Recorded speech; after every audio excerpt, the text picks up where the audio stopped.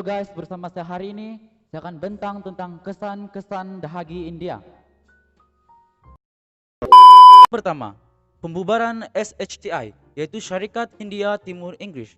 Peristiwa dahagi India yang tercetus pada tahun 1857 jelas menunjukkan kegagalan syarikat ini memerintah dan mentadbir benua kecil India. Mengikut Akta Kerajaan India yang dikuatkuasakan pada tahun 1858, SHTI telah dibubarkan. Selepas SHTI dibubarkan, pentadbiran diletakkan di bawah pentadbiran mahkota British pada 2 Ogos 1858. Perkembangan ini telah menyebabkan benua kecil India menjadi tanah jajahan mahkota British. Ekoran perkembangan ini, semua dasar dan hal ehwal pentadbiran India diletakkan di bawah Setiausaha Negara India yang dibantu oleh majlis terdiri daripada 15 orang ahli. Pentadbiran dijalankan oleh Governor General yang diberi gelaran Viceroy. Pengawalan pusat oleh Setiausaha Negara telah menyebabkan pentadbiran dapat dijalankan dengan sistematik dan teratur. Yang kedua, perubahan dalam sistem pentadbiran. British telah menumbuhkan Majlis Kerja dan Majlis Perwakilan bagi melicinkan sistem pentadbiran di India. Akta Majlis India 1861 menambah bilangan perwakilan dalam Majlis Kerja dan Majlis Perundangan. Pada peringkat awal, orang India tidak diberi peluang untuk menjadi perwakilan dalam kerajaan. Namun, mulai tahun 1862, perwakilan daripada kalangan orang-orang India dilantik dalam Majlis Perundangan. Kebanyakan daripada perwakilan ini terdiri daripada golongan bangsawan yang tidak memahami hasrat orang-orang India. Kesan ketiga, penghapusan Undang-Undang Lesap Waris. British mengambil keputusan untuk menghapuskan undang-undang ini yang akhirnya menimbulkan rasa tidak puas hati dalam kalangan pemimpin tempatan. Dan dalam hal ini, pemimpin yang tidak mempunyai waris dibenarkan mengambil anak angkat untuk dijadikan waris yang sah terhadap semua harta dan peninggalan mereka. Yang keempat, kedudukan putra-putra raja. Pada tahun 1858, Ratu Victoria mengumumkan bahwa putra-putra raja tempatan tidak akan kehilangan hak-hak seperti yang dinyatakan dalam perjanjian sebelum ini.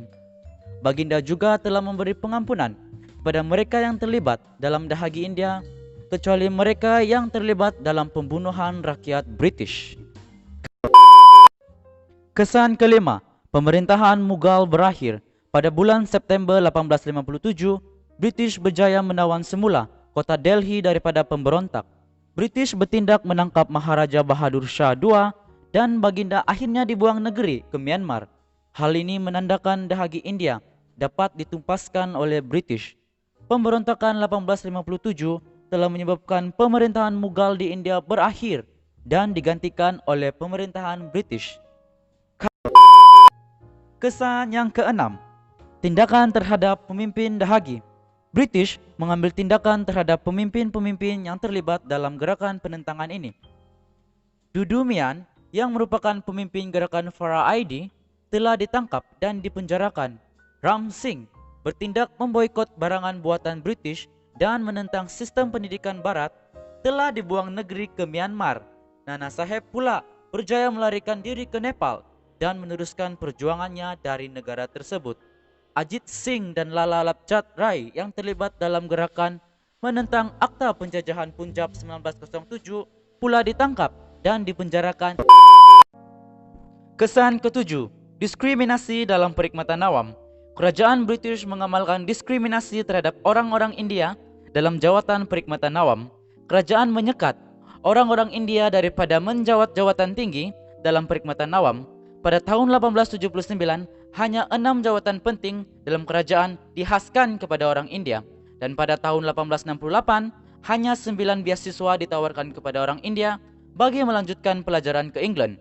Langkah-langkah ini dianggap oleh orang India sebagai tindakan British untuk menghalang dan menutup pintu pentadbiran kepada orang-orang India. Kesan ke-8, penyusunan semula pasukan tentera.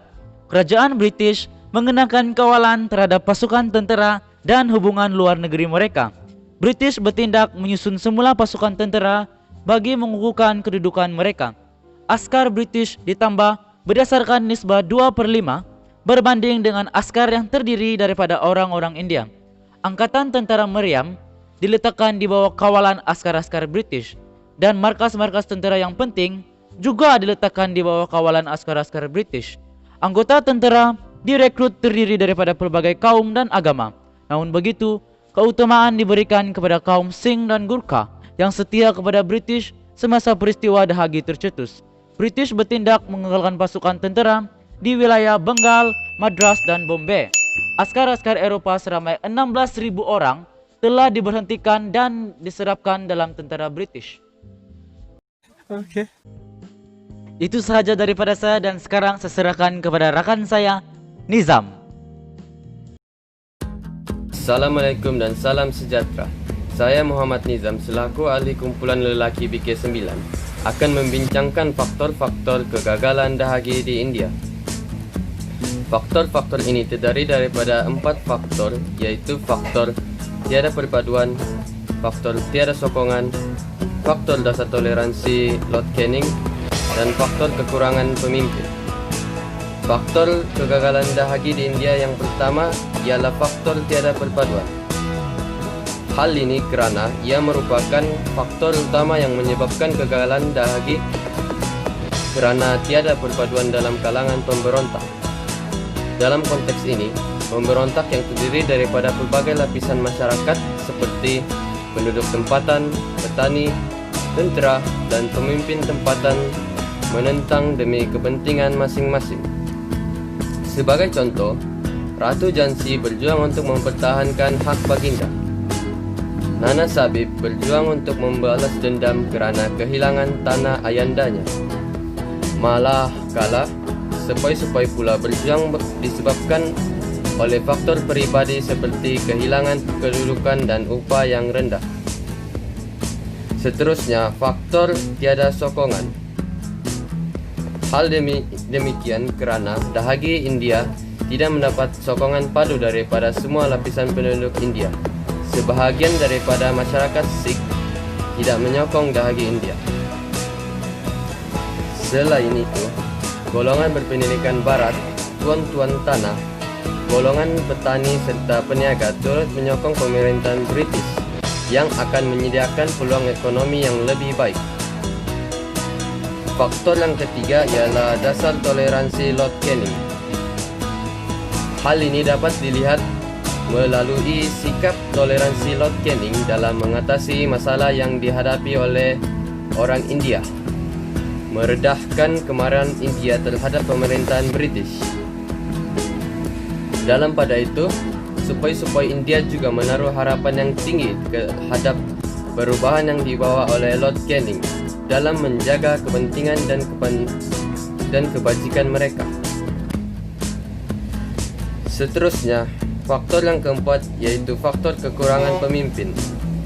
Dalam konteks ini, kegagalan Dahagi juga disebabkan oleh kekurangan pemimpin yang berwibawa dalam kalangan pemberontak.